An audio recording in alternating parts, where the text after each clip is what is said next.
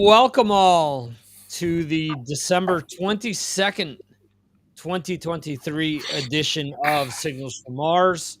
I'm your host, Victor, and joining me are Jeremy Weltman in the UK and in Kentucky, in like the flash there, Ed Ferguson. How are you, gentlemen?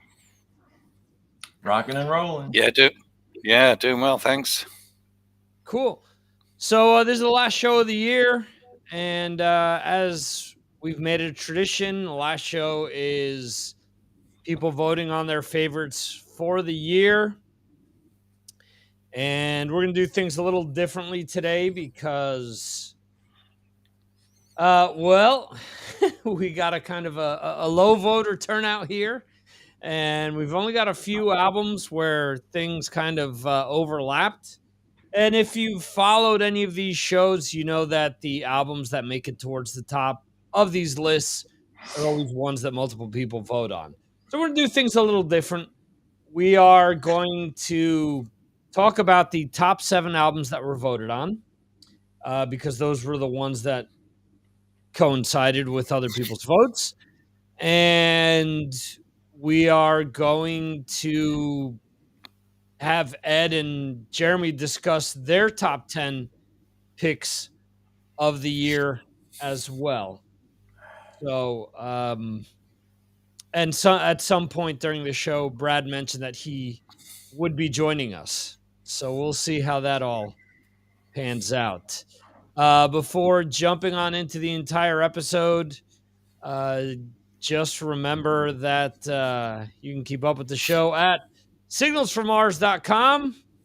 Check out the QR code there. You can use it. I promise you, we are not stealing your banking information or anything off of your phone. It will take you to signalsfrommars.com. Join us on Patreon to appear on screen throughout 2024. And if you want some quick links to everything regarding the show, social media, and all that good stuff, you could also go to the link tree. And this is great. I have to reset this every single episode. But let me see here. Real quickly, let's just... Why didn't that work? Excellent. Anyway, and this is all out of order. All right. Well, as the door said, we'll take it as it comes. So anyway, the T-shirt. Got Signals from Mars T-shirt. We've got Signals from Mars hoodie. Yes, I'm wearing one today. We've got the Signals from Mars windbreaker jacket. We also have the Signals from Mars bomber jacket. Oh, yeah, after popular demand, we've got the baseball cap. For the winter, we've got you covered with the beanie. And for Brad Dahl and all of his shenanigans, he loves the bucket hats. So we got a bucket hat as well. Like a hat Brad would wear. There you go. See that? A Brad hat. I got to rename it. Brad hat instead. Brad hat. There you go. That's a bucket hat. So, anyway, we're going to start things off with the 7th most voted album here. This one came out, I guess, towards the end of the year. And it's a band that's been around for a while. And not gonna lie to you guys, it kind of surprised me, but is what it is. Multiple people voted for it. At 7, it is Raven with All Hell's Breaking Loose. Nice. So, Jeremy, was that on your list by any chance? Yeah, it was on my list, definitely. Okay. Anything you can say about the album? Yeah, I mean, the thing is, you know what you're going to get with Raven, don't you? they play Mhm. very similar sort of stuff from album to album. They always remind me of the British Anvil. Yeah. Everything's done a little bit with a tongue in cheek, but we like that because music should be fun, and they sort of make it fun. They sort of made their own genre, athletic rock, rather than sort of general heavy metal or Mhm. hard rock. They play everything really fast, even though they're getting on a bit now in years. And I thought this was a really good album. It was well produced. As I say, you know what you're going to get. It had the usual sort of riffs that you're expecting, the songs you're expecting. It was a really decent album, and you play it loud, you're going to enjoy it. Great band. Mhm. Cool. Ed, you seem to be agreeing to a lot of this. I Uh, do. Yeah. yeah. Okay. Like you said, it sounds like Raven, so you're not getting anything terribly new, but they're such a classic band and a part of our metal history. I feel really proud of them for how well of a record they've made. And I've kept it in my playlist all year. So it's not a record that I could probably listen to the whole thing. Of course, it's just, Mm.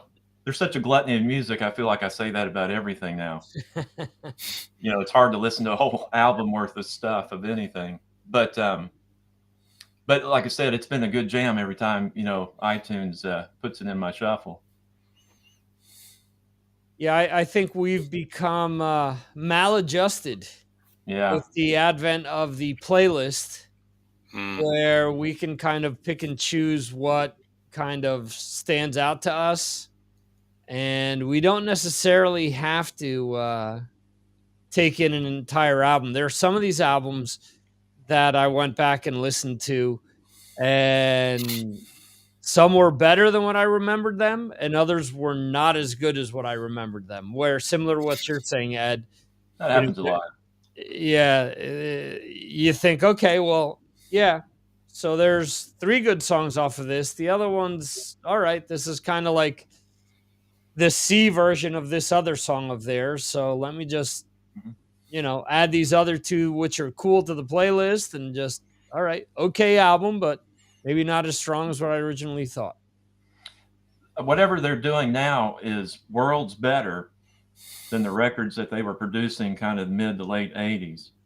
Right. Um, I'm kind of forgetting the name of those records all of a sudden, but you know Mm. which ones I'm talking about. After the All for One live record, whatever 2 or 3 records after that, this stuff is much better. A Yeah. lot more thrashy, like kind of like the Raven, that influenced bands like Metallica in the Mhm. beginning. They're kind of back to that sound to me. Yeah, they got the mojo back. Really, I think they're really sort of playing for what they want to do now, and rather than thinking they've got to do something commercial or And again, the production can help. That's right. All those bands were getting pressured to do that in the 80s. If you wanted any kind of success, they were being made to do that stuff, weren't they? Yeah. Mm. It's nice that some of these bands aren't caring anymore because they can do it on their computer and put it on the internet themselves now if they want to. Mm.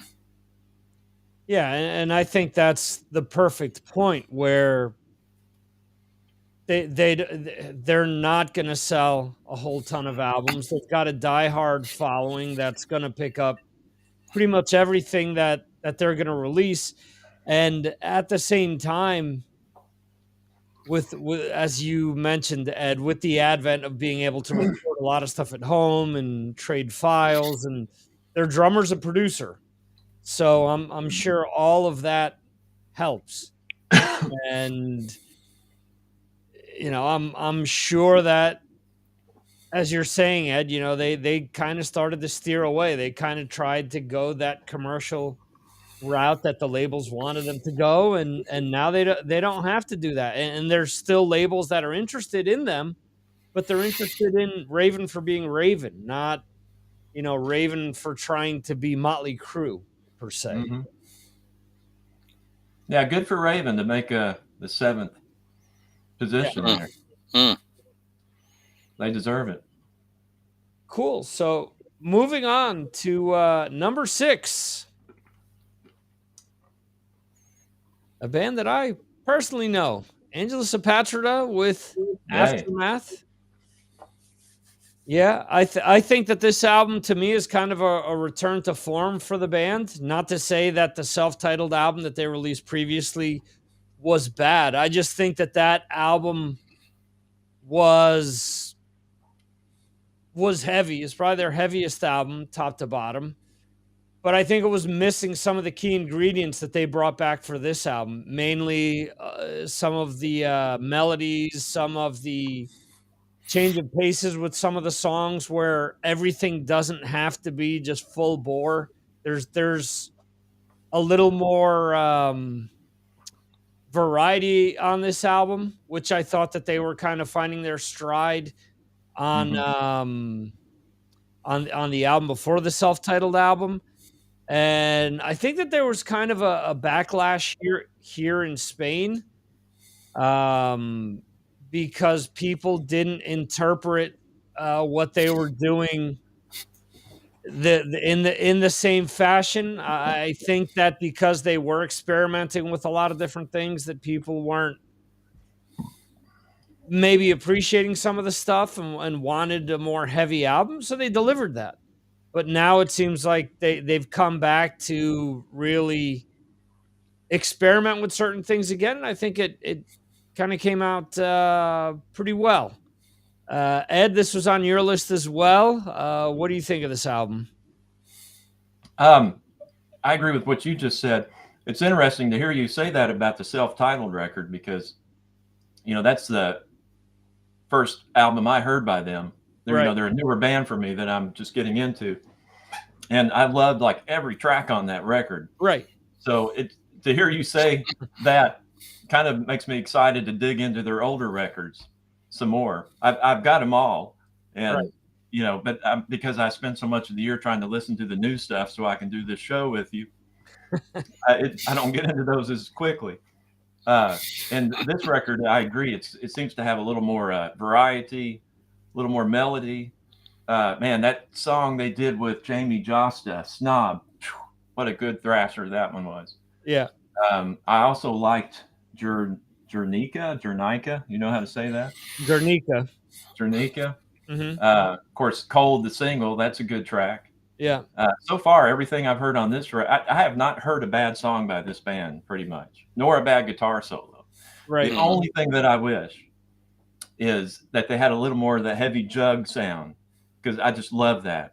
As much as I love thrash, I always like the bands, that have more of that Metallica, Anthrax bottom end to it, Hmm. because that just makes it heavier. So when I want to listen to thrash, that's what I'm looking for, bands like that. And this music is produced great. Uh, but yeah, I wish it was just a little bit heavier. But man, I still can't complain. It's great stuff. Any thrash metal head that hasn't heard this band needs to just go buy it. You'll be happy you did. Very cool. Let's see here. Brad Dahl is joining us Hey, Brad. after Hey, Ed. a show tonight, and we've decided that I need to update and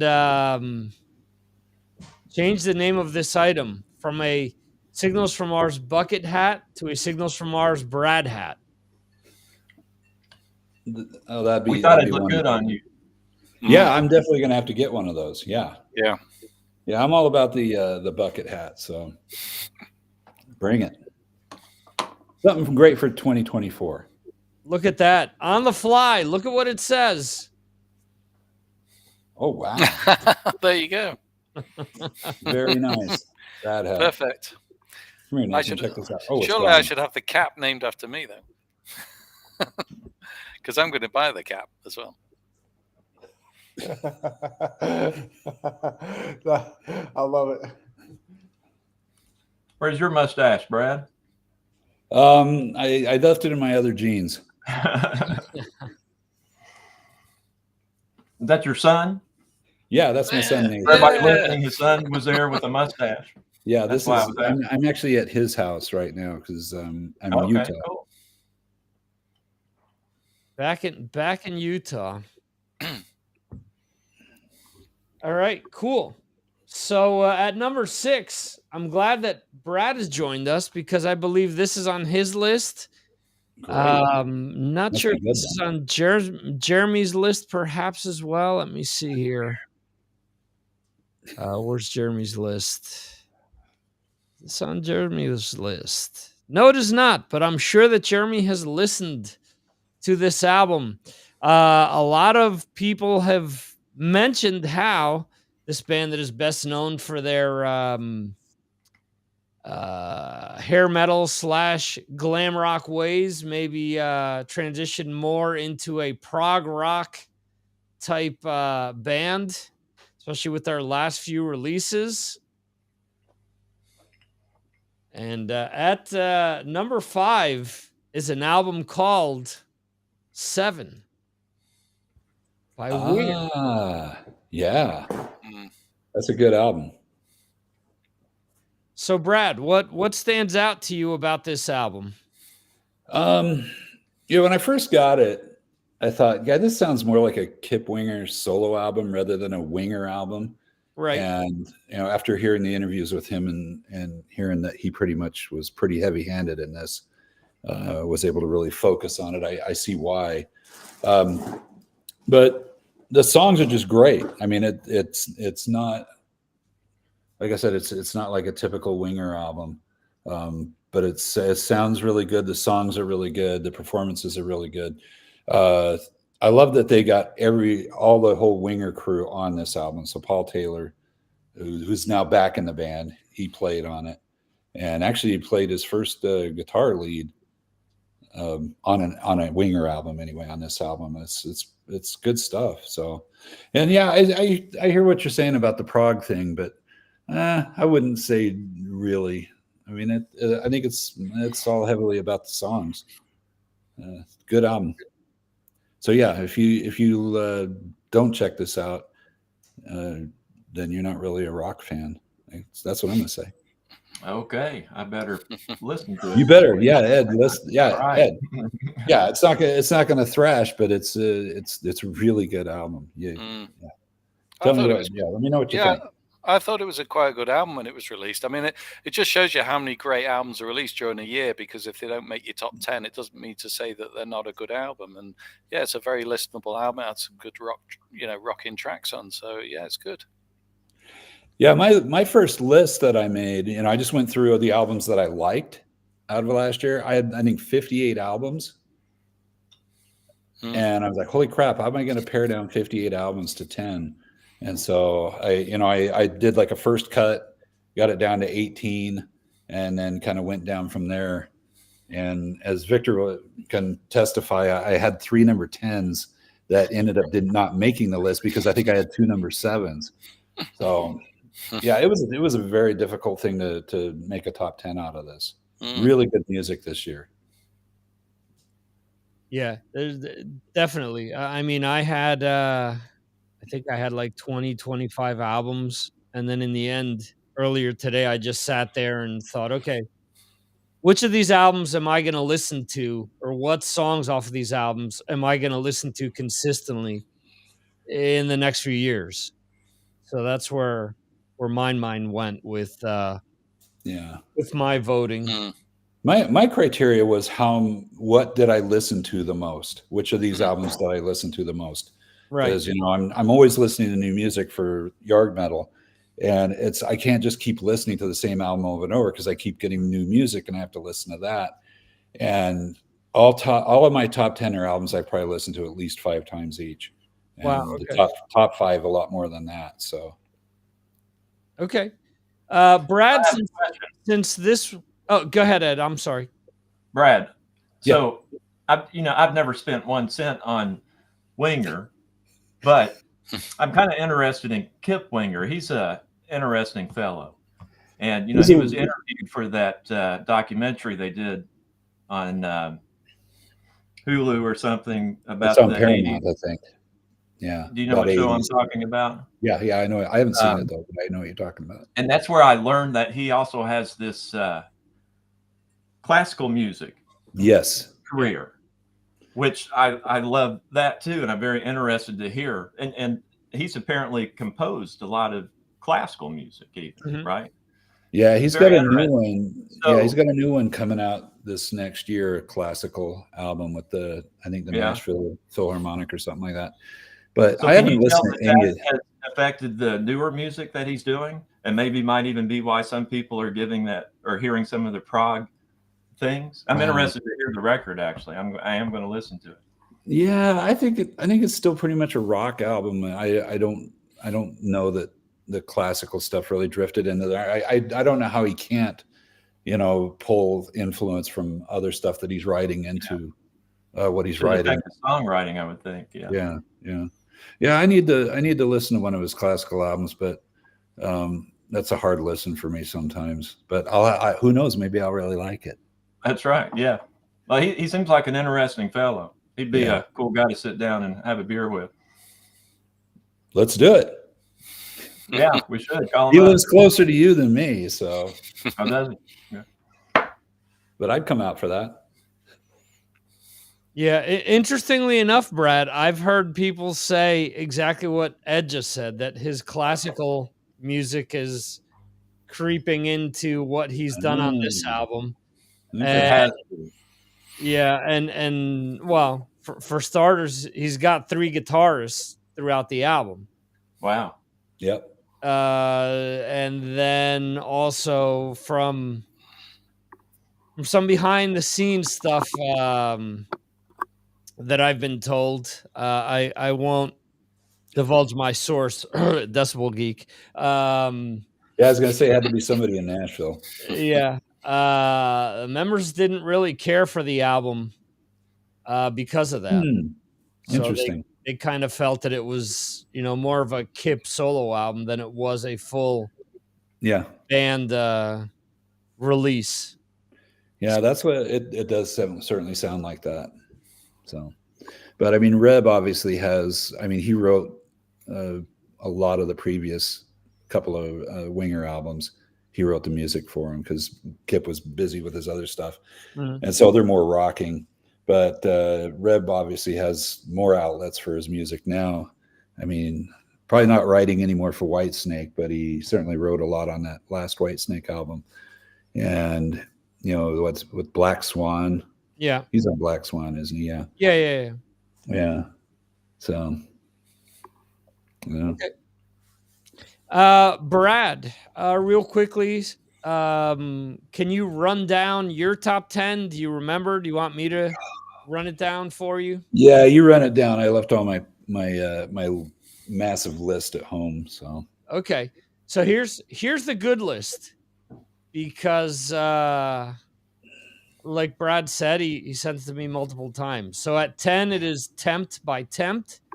That I got to say one quick thing about that, because it's probably not going to make this list, is that if you're a Def Leppard fan, this is the album you've been waiting for 30 years to hear, because that Def Leppard won't do. You should, check this out. If you're a Def Leppard guy, you're going to love this album, especially Hysteria era. But and these guys, I don't know if you remember when Mark interviewed the singer for this band quite a while ago. They were in their young 20s at that time. Who knows how old they are now, but they're just kids.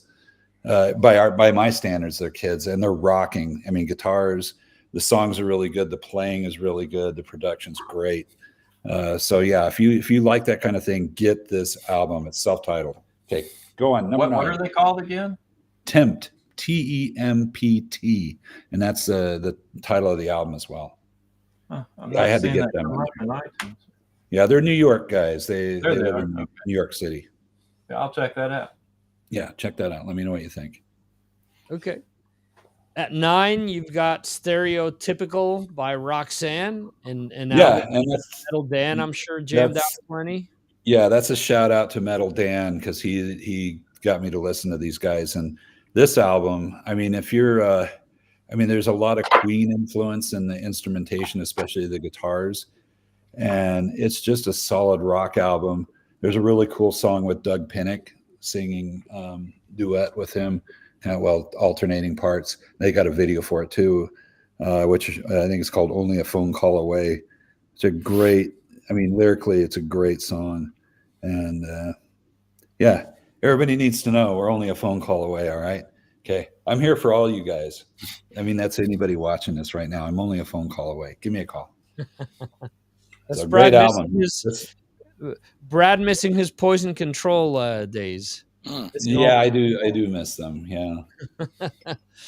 Let's see, at number 8, King's Crown with Closer to the Faith, or Closer to the Truth, excuse me. Yeah, I have Jeremy to blame for this one because he hipped me to it. And I've listened to this several times and it's solid stuff. And I was trying to figure out without looking where these guys were from. And I thought maybe this is a UK band because there's some of these UK bands who are going for more classic rock type sound, but they're not UK band. They're Swedish. So, and they don't sound like a Swedish band to me, but they're really, really good. I mean, it's just your classic rock kind of stuff, big guitars, Hammond organ, and great singing. Yeah, the singer's great. So a really good, solid album. Okay, at 7, Rock City Music Co. with Rock City Music Co. Yeah, I just stumbled across these guys from one of their videos popped up on my YouTube feed. It was the cover of Bob Seger's Ramblin' Man. And I was like, God, these guys are kicking the crap out of this. And so I checked out the album. I don't know if it's a full album or not. It seems pretty short. And it's just solid. I mean, there's nothing new here, boys and girls, but maybe it is new because there's not people rocking like this right now. But you go back to the 70s and, give everybody a Red Bull, and that's what you're going to get right here. Guitars and great singing and just, it's the funnest album out there right now. Okay. There you go. Number 6, a band from Poland that you saw live, Riverside with ID Entity. Yeah, this is a great album. This is a great band. They've always been they're very much in the Porcupine Tree land. I mean, they're really close to what those guys are doing, but they kind of got their own spin on it. I saw these guys last year in a club in Salt Lake, and they were just mind blowing. The singer plays bass, unbelievable bass playing, bass tone. Of course, that speaks to me. But they were just good, man. It was fun. It was the keyboard player was kind of the guy to watch in the whole thing. And I mean, how many bands can say that? Because most bands, the keyboard player is absolutely nothing to watch. It's like, we should have just rolled tapes for that. But yeah, these guys are really, really good, and I'm glad they're picking up steam. They've been around for a long time now, so check that out. If you even slightly like Porcupine Tree, check these guys out. That's a great album. Okay. At number 5, Jericho by Last in Line. Yeah, I know, Victor, you got your problems with these guys, but I don't know that that's purely musical or something else. But I really like this album. I know you said you kind of felt when you first listened to it anyway, it didn't quite scratch it for you. Their second album I thought was just okay, not quite up to par with the first album. But I'm kind of liking this one actually more than the other two. So there you go. Here's my rebuttal to that.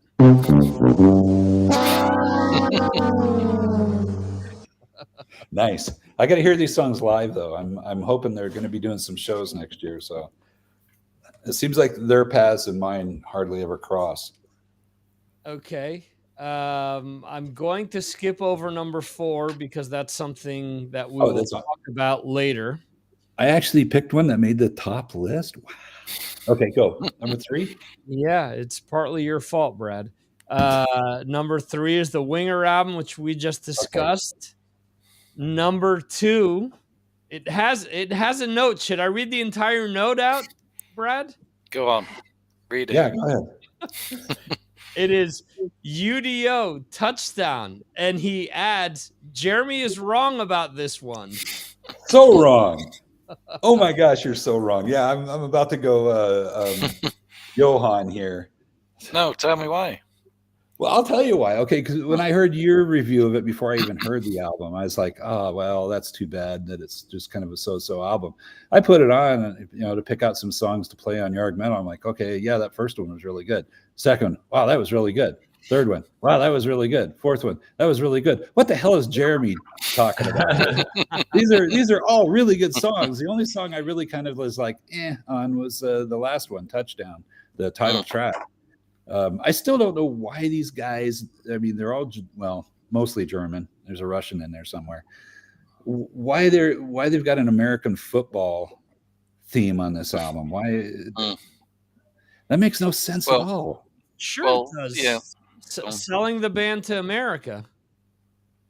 No, that's the thing. They're not popular in America. But that's what they're trying to not change. at all. They can't even get arrested unless they're playing, Princess of the Dawn and Balls to the Wall. That's the only way they're going to get a gig here. Right, but they're figuring that if they do a football themed album and anthem, that somehow they're going to get played in some podunk town, So that's what it is. And is Udo's son? I know he's German, but has he spent maybe more time in the States than he has in Germany? I don't know. No, he hasn't. Okay. No, but he's a good dude, and I like him a lot. Yeah. Check out my interview with Udo and Sven on the Yard Metal YouTube page. Check out the interview where I talked to both those guys. Those guys are so damn cool, so nice, and it was fun chatting with them. If you're a metal guy, if you're a rock guy, and this is an album that you don't even have to work hard to listen to, because they're not doing anything new here, kids. It's just metal by numbers, and they're doing it really, really well. It sounds great. The playing is great. And Udo's Udo. There you go. Jeremy, go ahead. What were you going to say? No, I was just going to say the only problem that I have with it is not that the songs aren't particularly great. It's the fact that they've released so many albums that they all starting to sound the same. That's the only problem I have with it. You could buy one of his albums or the band's album, in the past 5 or 6 albums, and just have one of them. This is what I'm saying. They're very, very similar. And he tries to force a lot of songs onto each album as well, which gives me the impression that they're just. It's not that they don't sound great. You can listen to any single album on its own and you can enjoy it. I can understand why you enjoy it. It's great stuff. But in fact, I'm thinking that Accept are getting very like that as well. Very similar, because they keep releasing album after album after album, and they start to sound very, very much the same. That's the only thing I've got a problem with it. It's not, I think that's a fair argument, although unlike Accept, and their albums sound so much the same. I think they're using the same producer on every album. So they do run together. It's not like all of a sudden this album sounds different. I'm going to tell you right now, Touchdown, I think, sounds a little different. Well, it actually sounds a bit different, quite a bit different than the previous one. So give it another listen. Next time you're in the car and you want to piss your wife off, or that's usually what pisses Shelly off, is she has a Udo quotient. It's like she'll only do like one song an hour kind of a thing for on a road trip. Cool. And your number one is Magnus Carlsen's. No, it's Mats Carlsen. Mats Carlsen. Okay. Yes. That's my number one. And I'm sure that, and the only reason it's my number one is because I've listened to this album so much. I just love it. It's a great rock album, but it's not just all rock, and the songs are written really well. And even though it's got Big Yellow Cab or whatever cover, that I'm not a real fan of that song, it's done, quite well. And I'm not a lyric guy, but his lyrics are just fantastic. But it is a great, great rock album. And it doesn't sound like anything else that anybody else is doing right now. I think it does have its own flair to it. So that's your assignment. America, Europe, Asia, down under, the whole thing is listen to this album. Give it one spin. Let me know what you think. What's that one called again? It's called Mood Elevator. Right. Okay. Yeah, I don't have the scoop on what he's going out with that. There's a song on there, Mood Elevator, but I think it's about elevating your mood. Yeah, it's a real positive album, which that always makes me happy too. Yeah. Okay. And he's Swedish, so there you go. Check. He's the guitar player from 220 Volt. Super good dude. You can find an interview with him also on my on the Yard Metal YouTube page. Great guy. Excellent. All right, so let's move on here with the list. At number 4, band from my home state of New Jersey, It is Overkill with the album Scorched. Ed, did you get a chance to listen to this album? Yeah, I've listened to it even today, but I've had a hard time getting into this one. I think maybe Metal Dan was making that point too. It sounds production wise, it sounds just as great as the other ones, Mm-hmm. but I think the songs just aren't grabbing me as much Mm. as the last few records. And there's one song on there called Bag of Bones that iTunes keeps playing over and over again, and I'm kind of sick of that because it's got a kind of a funny riff to it. But it's like, it's good overkill. I don't really know what to say about it. I don't know why I'm not liking it as much as the others, but I'm guessing it's just the songs aren't having the hooks that that grab me. But, everybody's different. Someone else might like this one better than the ones prior to it. Right. Jeremy, you're nodding your head. I absolutely, totally agree with Ed. We must have listened to it with the same ears, because I find I'm thinking exactly the same. I tried it 3 or 4 times. I don't know what it is about it that it doesn't hit me. I don't feel it like I felt some of the previous ones. And I'll listen to 1 or 2 tracks and I think, yeah, they're okay, they're good, the production's fine on it, it sounds like Overkill, there's no difference, but yeah, I think it must be the songs are not hitting me.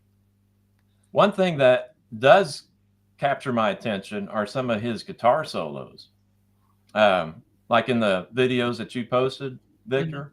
His guitar solos are pretty amazing. Right. So I think that may be one reason why I do keep listening to the songs, because I'm listening to him play. Well, just so you guys know,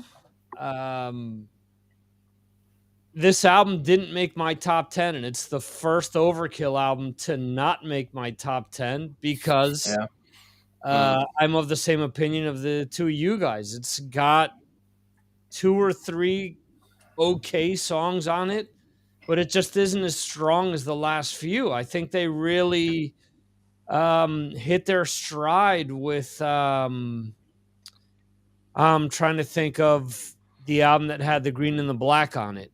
But I think from that album onward, really they kind of reinvented themselves and kind of hit a new stride. And this album just kind of doesn't have the songs that these last 4 or 5 albums have had. So I agree with you guys. Yeah, this didn't make my top 10 either. I actually thought it was an okay album, but obviously some people liked it. So, Yeah, because it made our list. So yeah, a few people did vote for it. Those people need to be here. Yeah, I was hoping Metal Dan would be here to talk about that one. Yeah. Tell us where we're wrong. He's going to blast us later, isn't he? Quite possible. Ed, do you want to run down your top 10 real quick here? You want me to read them off? You have them in front of you? I do. Okay.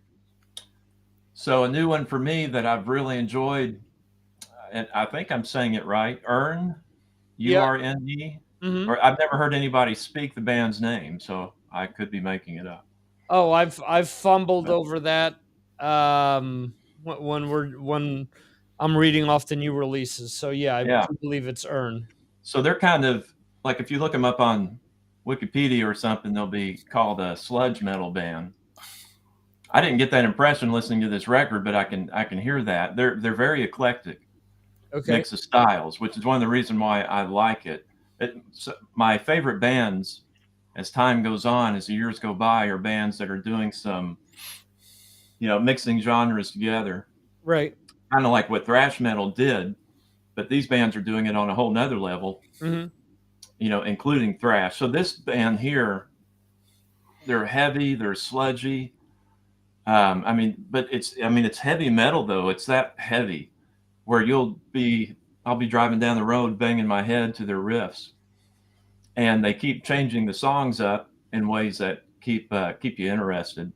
And every song I've heard has been like that. Very good stuff. Okay. Dieth.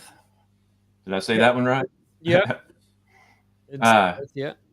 yeah, that was great. That's the one with Ellison in there Mm-hmm. playing bass. I don't know what they're going to continue to do in the future, but that record by itself was really good. It's got a lot of good, heavy, groovy stuff, kind of like it's kind of, it's not total thrash metal, but it's kind of, it's heavier than just heavy metal. It's got some thrash and death metal influences. Right. Um, Another new one for me was the Mystical Hot Chocolate Endeavors. That is a very interesting record. Yes, it is. Yeah, and it sounds beautiful, Mm-hmm. and it sounds heavy at the same time. Yep. Another eclectic bit of music, I guess you could say, to where there'll be it'll be kind of be a mellow track, and he's got a beautiful voice singing some beautiful melodies, and they kind of layer it with different sounds, and then it turns into something very heavy, kind of post-hardcore, post-metal with some hardcore vocals, Mm-hmm. So the songs always kind of build to a point, I guess you could say, and they leave you satisfied when you're done hearing it. That band name kind of sounds like one of the enema calls I've had. I didn't think to describe it that way, but yeah, interesting. Enforce put out another good record. It sounds just like the other two, the way it's produced. They're like doing the same thing every time, but it's still a good jam. Cannibal Corpse came out with a new record, and I'm not like disappointed in the album, but I'm disappointed that I'm not liking it more. I was so excited to hear this one, but this, it's still death metal, but it's more on the slower, heavier, sludgier side. Mm-hmm. And it still has, a lot of fast, death metal beats. But when you compare it to some of their earlier records, like the one before it, Violence Unimagined, I liked a lot better. We talked about Angelus. Mm-hmm. Is Evil on the list? Yeah, Evil is on your list. Am I the only one that picked them? They're not on the top. They're not in the top 10. No, they're not. They're not in the top 10. Man, that album there is amazing. And it's funny because they apparently just pulled a Metallica and did like a Black Album thing. Mm-hmm. They're a thrash metal band. With this record, yeah, they slowed it down. They're doing heavier, juggier songs that are more like Metallica when they did the Black Album. Right. But I'll tell you what, if Metallica's Black Album had sounded like this, I would have still been a Metallica fan. Because this album, man, whoever produced it, did a wonderful job. It sounds big and heavy, but it's still kind of like in your face in the speakers. When you listen to the Black Album, it's got that huge booming stadium sound, but you kind of feel like you're somewhere in the stadium. With this one, it's got that same big sound, but it's a little more in your face. I like his vocals a lot better than listening to James sing. How do you spell the name of this band? I got to check this out. What did you say? How do you spell the name of the band? I want to check this out. Oh, Evile. Oh, I think I heard one of these in Victor's Patreon. Yeah. Right? Yeah, I've posted a few videos off of this album. So that was great. Which, by the way, Patreon, Victor's Patreon, only $2 a month, and you get to hear all this new music every day. He sends out new music. And the last two, Dying Fetus, loving that record. It's just a good old classic throwdown death metal, kind of on the thrashy side. Not overproduced, but still big, heavy throwdown sound. Yeah, if you like that just good old classic, as heavy as you can get death metal, without it being just 1,000 miles an hour the whole time, you'll like that. And then number one for me was the Cattle Decapitation. Yeah. The and I think that was on a lot of people's number ones in the extreme metal reviews that I've seen. It's produced great. It's got and actually this is kind of new for me too, and I'm going to start going into their back catalog because I hear they've got other records that are as good as this one. But this is an eclectic mix of extreme metal styles. It's black metal flavored death metal, I guess you could say. They keep changing the beats and the tones, and the vocals go back and forth between death and black metal and that kind of thing. And then they'll have some breakdowns, that have you kind of moshing around the living room. So it's number one on my list. So I think that covers all 10 for me. Yeah, trying to see here if there's anything else that you had on here that you didn't mention. No. Metalocalypse, did I have that on there? Yeah. Death Clock is the other one that was. I didn't expect to like that one so much, but every time I'm hearing a tune off of that one, even today, it's a good jam, that Metalocalypse. Yeah, I think I might even buy that vinyl if I keep enjoying that as much as I have. Very cool. All right. So back to the list here, the overall votes. And coming in at number 3, a band that Ed just mentioned a few different times. It is Metallica with 72 Seasons. Jeremy, this one was high on your list. Give us your rundown on this one. Yeah, I was really looking forward to hearing this after the last couple of albums, and I thought it was slightly better overall. I thought they got their mojo back a little bit on this one. You've got to play it loud. They got a fair selection of tracks on there. I thought they kept them fairly tight as well, rather than having too many songs that went on and on, which they've done on previous albums, which helps. There's nothing particularly new on it. They're probably playing what they've played, over the last 3 or 4 albums. They're rehashing some of the riffs, and they got into that groove, that style that they've been doing on previous stuff. But I thought overall it was great. There was some catchy stuff on there, but there's some stuff that a bit of a deeper listen, and it was very typical Metallica, and it was really well produced, nicely finished with the vinyls. The vinyl stuff was excellent that they came out with, but you'd expect that from a top band, and it was up there for me as one of the better albums of the year. Excellent. Anyone else want to mention something about this album? It's the first Metallica album I've ever bought. Is it? Okay. Yes. Yeah, and I agree. I think it's an enjoyable listen. Every time one of these songs comes up on Yard Mail, because I'm playing a few of them, I'm like, God, this is pretty good. Oh, that's Metallica. Nice. So yeah, good album. Ed, anything to say about 72 Seasons? About the same as I told you earlier in the year. I like the songs that you put videos of. Right. Like the first 3 tracks they released, they were kind of thrashy.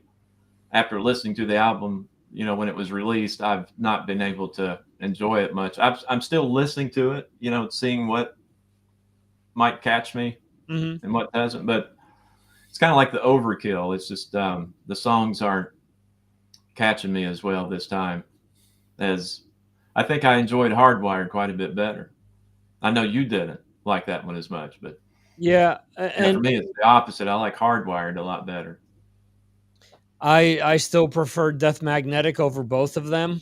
Well, I do too. That, yeah, for sure. Yeah. I really liked this album when it came out, and this is one of these that after listening to the other stuff that ended up being on my top 10, it just didn't make my top 10.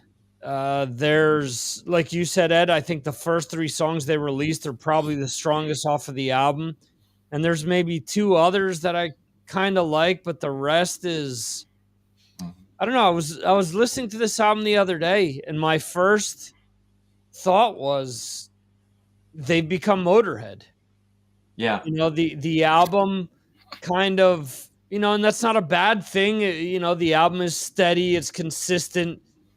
but it also really doesn't have anything outside of those like 5 songs that really jumps out at me to say, "Oh yeah, okay, I can listen to this one over and over again." They're Mhm. cool riffs, cool parts of the songs, but just something there that I want something more. And that's not to say, again, that there isn't stuff off of this or Hardwired that I enjoy. I have a playlist that I kind of put together that actually has songs off of the last 3 albums, off of Death Magnetic, Hardwired, and um, 72 Seasons, and I think combining what I feel is the best off of those 3, you get a good mix of songs. So there's I that. think a lot of these songs, the ones that are kind of, mid, there'll be riffs that sound good at first, Mhm. and then you get kind of bored. Like I feel like Yeah. the song starts off, it sounds great, and then James starts singing, and because they're long songs, it's like, okay, we're about to spend a whole bunch of time listening to him, sing over the same riff for a Right. while, and then I just get bored. And I'm sorry, I love Kirk. I respect the guy big time, but I never get excited for the guitar solo that's coming up because it's Mhm. usually just a wah wah shreddy thing that just, I don't know. It's just not like listening to what Dave Mustaine puts together, when it comes to guitar solos. And Yeah. so it's not much there to keep me in the song. And the song kind of stays at tempo to the end. There's not, something to get excited about towards the end. And that's another good point, because I think with Death Magnetic, he kind of had to prove that they were wrong to not have Yeah. any solos on Saint Anger. So he kind of went out of his way to do really good solos on Death Magnetic. But I think everything's been kind of vanilla since then. They've, Hmm. like you're saying, it's just a solo with some wah, and Yeah. hearing him on their podcasts say, "Oh, well, I'm not going to play this solo note for note anymore. I'm just going to play whatever comes to mind every night." And I'm thinking, well, that solo kind of was boring. So that Hmm. doesn't surprise me. And I'm hoping that whatever he supplants it with is better than the snooze fest that ended up on the album. Yeah. So, um, And yet this album is number what on our list? 3. Number 3. But I mean, here's the thing, and this is something that I read somebody say years ago. Metallica could literally put out an actual turd and I think put they do that with Saint They Anger. did. Well, they did it with Lulu. Oh yeah. I would say Lulu is more I'd is say there were less a few salvageable. turds on that Yeah, band. Lulu yeah, was a whole pile of crap. yeah. But again, how many millions did that sell? Yeah, Yeah, shit I don't sells, think anyone doesn't had heard it. Yeah. Well, true. But that's my point. I think that just given the sheer magnitude of this band and how many people love this band, people are still going to vote for them. People are still going to give this album a shot, and anything that they release a shot. So, But I have a question for you guys. So, since you guys are big Metallica fans, do you think that kind of makes it more difficult for a new album to impress you? Yeah. Whereas for me, who's not a big Metallica fan, I can listen to this album and go, "Yeah, this is pretty good. This is fun. I but like it." that happens in general because I think the Slayer album that I like the most is World Painted Red. And it's one of their latter albums where It's awesome. I think a lot of people, a lot of diehards don't like the album. They pan it and will only focus on their early part of their career. Why do I like that album? Well, because I don't have preconceived notions from the first few albums, and I think that's kind of the same with this. You've really not been into Metallica before. This is the first one Yeah. that kind of grabbed you, so you're more lenient with what's on there as a result. Now, if it was a Blue Oyster Cult album, and it's nowhere near as good as Secret Treaties, then all of a sudden you're crapping on the album, or you're kind of talking about the album the same way that we're talking about this album. Yeah, that's a fair point. Yeah. Yeah, they've only got one album that I'm kind of rag on, but we won't go into that now.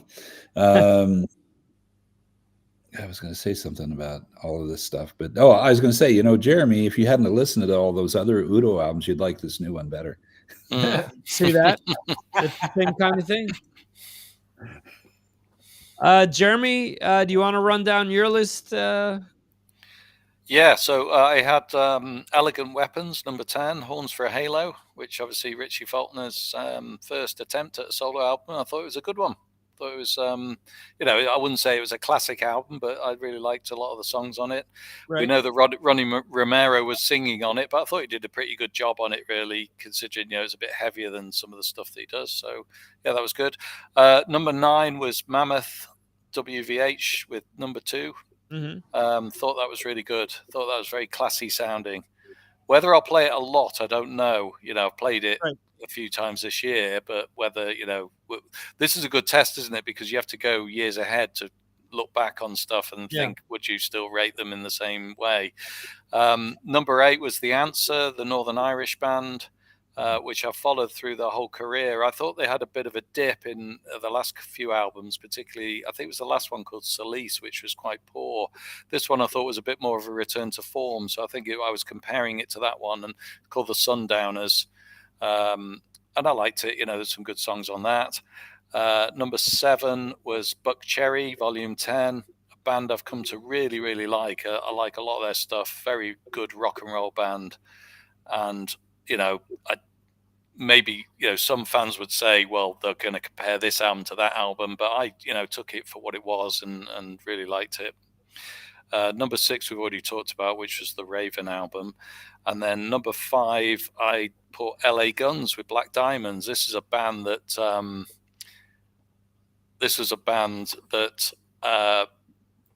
that Victor actually got me into. Sorry, I was just reading a small comment there, which I've taken on board. So, yeah, Victor got me into LA Guns because I'd never really followed them very much, or probably did hear them and never really got into them properly. But I have got into them, and I really like this album. I think it's good. They show a lot of quality in their songwriting, and they're a little bit different to some of the, the mainstream stuff that comes out. Can't say it's their best album that I've heard by them, but, it was a good listen. We're going to skip number 4, and then so number 3 is the Alcatraz album, Take No Prisoners. There's a couple of reasons I like this. I mean, obviously like the vocals on it, which is Doogie White doing the vocals, and I love Joe Stump's guitar playing. I just think that they write on this particular album. I think it's probably the best Alcatraz album since the early days. That some really great songs. Looking forward to seeing them next year. They're playing with Raven, Girls' School, and Air Race all in one show, so that should be good. And that's the one actually that I've played the most this year. So maybe that should have been my number 1, but we'll get to my number 1 after, and we'll talk about it. And it was probably better. And then number 2, I put Metallica. And I missed off that list a few others. Just give a couple of very, very quick mentions to a few others. I did rate the Evil album that Ed mentioned. I also rated the Anthem album, Crimson and Jet Black. I really like that. Quite like the Alice Cooper album. It's very Alice, typical Alice stuff. Very much like the Night Demon album, Outsider. Uriah Heep, it's obviously. Great album. Yeah. Great album. Yeah. And that's about it, really. Yeah. Yeah, that was the Night Demon was one of Brad's several number 10s. So yeah, it was. I wanted so badly to get it in there because it's such a really good album. Anybody listening to this, if Jeremy says listen to something, listen to it. He's never wrong, except for when it comes to Udo. Other than that, Jeremy's totally on point, man. He's got great ears. All those albums were on my list that didn't quite make the top 10 just because I didn't listen to them enough. So, but they're all stellar. So can't go wrong with any any of Jeremy's recommendations. There's also one other, but I'm going to leave that till the very, very passing comment right at the end before we say goodbye. So leave that one. Okay. There's one more. Okay. So at number 2, Jeremy and I share our number 1 for the year. And it is Rival Sons with Dark Fighter. Jeremy, you were going to say something about this album before I said don't talk about it. So did you just miss number 2 out though? I thought it was Metallica number 3, and then Metallica's 3, number 2 is Rival Sons. Oh, 2 is Rival. Okay, yeah. So it's 2. Not it was 1. Our number 1. It was our number 1, right? You threw me. Okay, fine. Overall, it is number 2. Yeah. I think this is equivalent to Led Zeppelin 4. This album. I think that if this was released instead of Led Zeppelin 4 at the same time, we'd be talking about this as a classic album. It is almost perfect. It's their best album. Mm-hmm. I think there's only 8 tracks on it, and maybe they could have swapped 1 track off the second album that came just after it. I think they ruined it by having these 2 albums come out in the same year. They shouldn't have done that. They should maybe even have made it a 10 track album. But it's just a great thing. I mean, it just shows the quality of the musicianship, the songwriting. They're a sellout here in the UK now. You know, it's hard to get a ticket in time to go and see them because they're such a good band. They are the new Led Zeppelin. They are the new Bad Company. We all have to sort of follow other bands.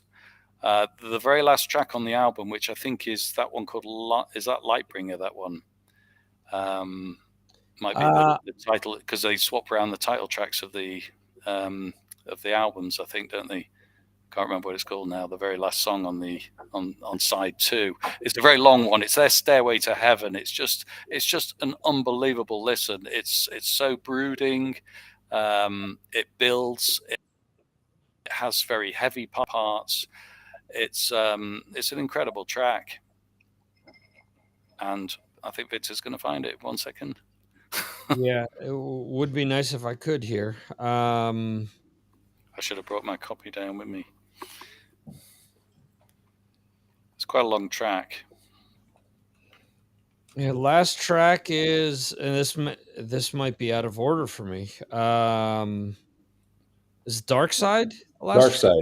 Dark Side. That's it. Dark Side. Yeah, because I think they've got a song Dark Fighter on the Lightbringer album. Yeah. Correct. Yeah. Okay. So Dark Side. And there's other great songs on there. Mirrors is a fantastic song. There's the one, is it Horse's Breath? Horse's Breath, yes. Horse's Breath is a great song. I mean, there's not much you can say about it. You just got to listen to it. It's a very, very varied album as well. Very like Led Zeppelin 4, where, you know, you're going to listen to different tracks, some folky ones, some heavy ones. What do you think, Victor? I agree. I agree with everything that you've said. I mean, this album just captivated me from the first time that I listened to it. It's much like the Winterfall album, or Witherfall. Witherfall. Yeah, Witherfall. I'm mixing Game of Thrones again. But yeah, it was much the same, where I heard it and I was like, wow, this is good. It sounds tight. It sounds, you know, and I think I get why they released 2 different albums, because I think Dark Fighter is more of a 70s rock album, where the other album, damn it, I can't see the title now. It's the other one's Lightbringer. Yeah. Lightbringer is more of a 60s album. It really has like a lot of 60s elements to it, like the song Mercy, the song Redemption as well. They're very like 60s like there's more of like a pop element to those songs, in my opinion. Not to say that it's full on pop, but it's more of like the Who as opposed to, or like the Raspberries as opposed to Zeppelin and Bad Company is what I'm trying to get at. It has everything. It has everything, and it's, we talked about this last week, how we're kind of sick of hearing all the same Zeppelin songs all the time. Well, this is like the perfect thing to supplant that, where it's something in the vein, which is really, really good. And I mean, they're not the only band doing this kind of stuff. You mentioned The Answer before, but that album by The Answer is nowhere near as good as this. Not all the way through. And any band that I can make up, Blackberry Smoke, or what did I say? Black Cherry Smoke the one time. So yeah. So yeah, I mean, it's a mix of Jay Buchanan on vocals and Scott Holiday is a fantastic guitarist. I mean, he's the new Jimmy Page. He's kind of like a Jimmy Page, The Edge kind of guitar player. He got those little bits into his playing that it's only him. And when you've got those like little unique sounds, you create a new thing. Yeah. Yep. I agree with you. So if you want to check out my top 10, that's actually going to be the Patreon podcast that I'm going to do this weekend. That gives me some material for that. So I can expound upon that and some of the others that I checked out. So another reason to check out Patreon. All right. So our number one. Again, I thought that this album was really good when I first listened to it. I was the first person that came to mind was Dee Snider, because I think his last two solo albums sound a lot like this album, in my opinion. This got the most votes overall. It was voted by more people than any other album. So it is Alive by Robin McAuley. I don't even know what that is.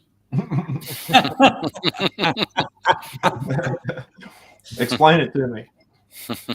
Go ahead, Jeremy. Explain it. Yeah, so Robin McAuley, the lead vocalist, who's been in the Michael Schenker group recently. Saw him live actually a few months back, fronting the band. He's done a few solo albums, and this is his latest solo. It's a really fantastic mix of it's classic hard rock sounding, very melodic, but he's written some really good songs and he performs them very well. And it's just a great album. We liked it from the off, and I think we all still like it who are bought it or are playing it. And I really enjoy it. I think he's a good vocalist. I think he's one of the best ones that Michael Schenker's ever had. And he's not a young man, he's getting on a bit, and yet he can still produce a really good album like this. Yeah, and the songs, which is what where I draw a lot of similarities to the Dee Snider albums. I mean, look, it's not Jamie Josta writing them or producing them, but the songs are heavier than what I expected them to be.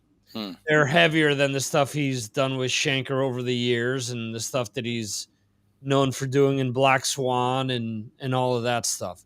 So this to me was an album that I thought, just another Frontiers album, not going to be that great. And then I listened to it and I'm like, shit, this is good. This is a lot better than what I had expected.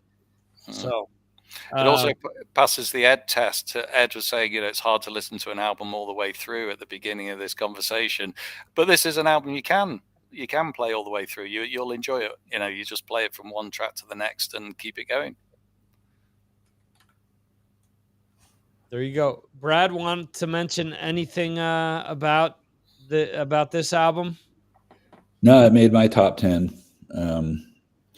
And yeah, it's a solid album. It's very, very enjoyable. And Robin, I don't know how, I think he sounds vocally better now than he did back in old Michael Schenker days, back in the 80s. I think he sounds just fantastic. He's really taken good care of his voice, and he's a real likable dude too. So it's good to see good people making good albums and having some success. You just wonder how much longer he can keep doing it. I think he just turned 70.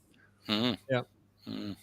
So He looked good live. He still looks fresh and enjoying himself. And looked like when you see Glenn Hughes out there, he's similar age, and they all look great. Yeah, he's we don't all age the same. Yeah.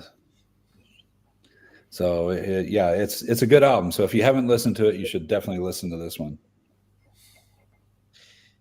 Real quickly there, Brad, you just mentioned something real interesting about albums not aging the same or whatnot, or bands not aging the same. Yeah. Just a real quick point. Just remember, Kansas, the greatest American rock band of all time. Yeah, I really screwed up because I meant to open up my portion of the show by saying, have you guys already talked about the new Kansas album?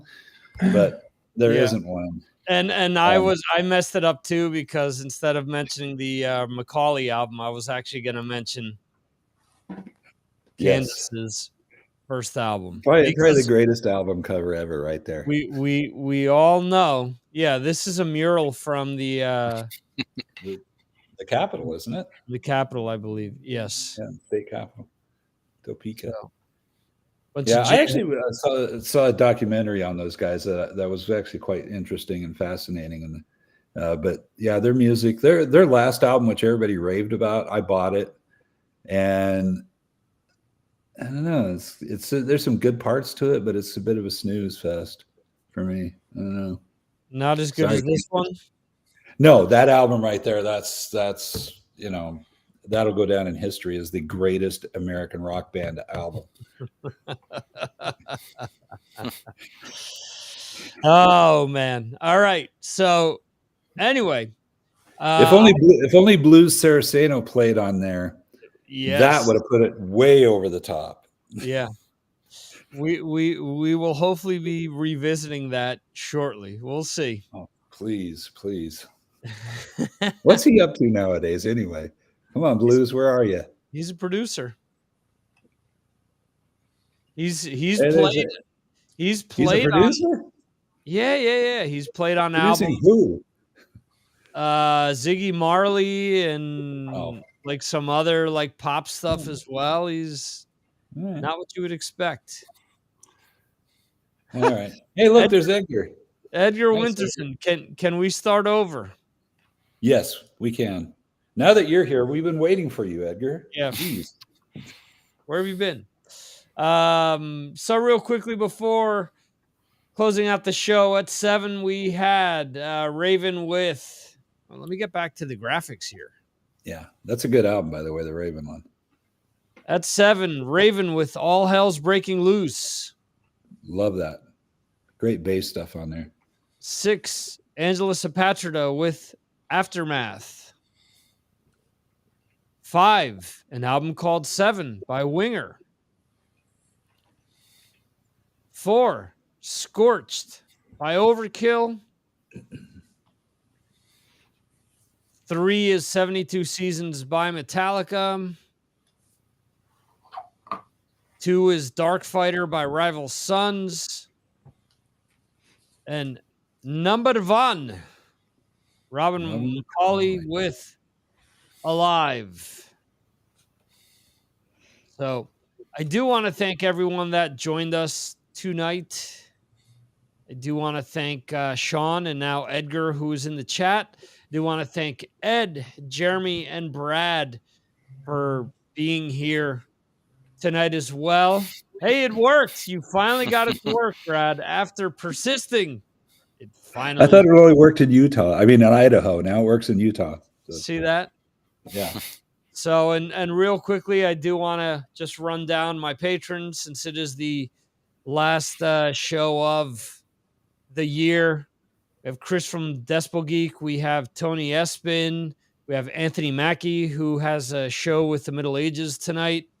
We have Johan up in Sweden. He's wrapping presents. Yeah. We have Jose in Connecticut. We have Gabriel in Ruiz. Yeah. Gabriel in New Jersey. We have Mike Jones. who's also in New Jersey. We have Steve Hoker, who is also in New Jersey. And right next door to New Jersey is Steven Saylor in Pennsylvania. So I do want to thank all my patrons for all of their support this year. It means a lot to me. And the one thing that that I like to pride myself on is giving people a voice, allowing people to vote, allowing people to appear here. There are other shows that maybe have bigger followings and tout that kind of stuff, belittle other shows in the process. But at least I do give a shout out to my patrons and not just the same old that retweet stuff on the internet for what it is worth. Edgar, you need to join us. Throwing down the gauntlet 2024. I want you in the Patreon group. Come on, hang out with us. Edgar, if you joined us, you would know who Robin McCauley is. So that's true. There you go. True story. Anyway, thank you guys. Season's greetings. Happy New Year. We'll be back at some point in January. And I will continue to put out shows on Patreon in the meantime and post stuff on Patreon as well. And there is some exciting stuff in the works. Hopefully will come to fruition. We shall see. So that is all, folks. Thank you so much for joining us tonight. And we will see you next time right here on Signals from Mars. See you, folks.